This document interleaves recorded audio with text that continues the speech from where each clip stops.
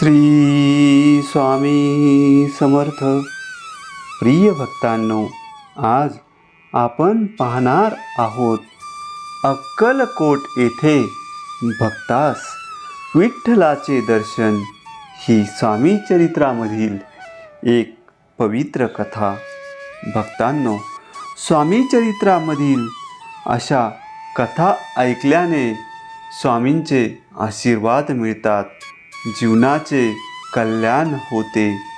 अशा या परमपवित्र कथेला सुरुवात करण्यापूर्वी कमेंटमध्ये श्री स्वामी समर्थ असे लिहून स्वामींचे आशीर्वाद मिळवा. श्री स्वामी समर्थ. मुंबईचे श्री रामचंद्र भेंडे सन 1869 ते 70 साली त्यांचे वय 28 वर्षांचे असताना आजारी पडले. त्यांना क्षयरोग झाला होता. त्यांना बरेच दिवस औषधे घेऊन गुण येत नव्हता. त्यातच ते जेथे नोकरी करीत होते ते ऑफिस बंद झाले. त्यांचा एक भाऊ पुण्यास राहत होता. त्याच्याकडे ते हवा पालटास गेले. तेथेही औषधे घेऊन गुण येत नव्हता. पुण्याला गेल्यावर काही मंडळींनी त्यांना स्वामींच्या दर्शनास अक्कलकोट येथे जाण्याचा सल्ला दिला. भेंडे यांनी भावाचा शिपाई घेऊन ते अक्कलकोट येथे प्रथमच गेले. त्यांच्याबरोबर त्यांची बहीण व मातोश्रीही गेल्या. अक्कलकोटला गेल्यावर प्रथम ते महाराजांचे दर्शन घेण्यास गेले. स्वामींची ती भव्य दिव्य तेजस्वी मूर्ती पाहून क्षणभर ते भांबावले गेले. प्रत्यक्ष परमेश्वरच आपल्यापुढे उभा आहे असे त्यांना वाटले. दुसऱ्या दिवशी परत पूजा साहित्य घेऊन ते गेले. तेव्हा महाराज बागेत एका वडाच्या झाडाखाली बसले होते. त्यांनी यथासांग पूजा केली.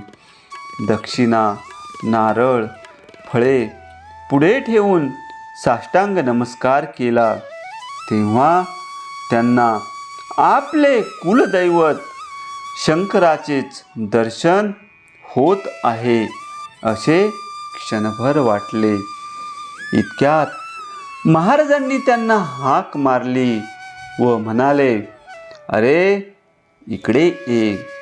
व नारळ उचलून त्यांना दिला व म्हणाले, "तोंड वासून बसलास कशाला? जा आपल्या घरी." तरीही ते गप्पच होते. तेव्हा सेवेकरी म्हणाला, "आपणास प्रसाद मिळाला, आपण जावे." मातोश्रीने नमस्कार केला. तेव्हा स्वामींनी आपल्या गळ्यातील हार काढून तिच्या गळ्यात घातला.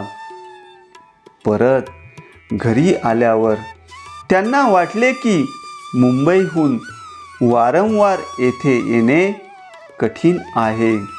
आता आलो आहोत तर 10-12 दिवस राहावे व महाराजांच्या लीला पाहून तृप्त व्हावे. तेवढ्यात मातोश्रीने जाता जाता पंढरपूरला जाऊन पांडुरंगाचे दर्शन घ्यावे अशी इच्छा प्रगट केली.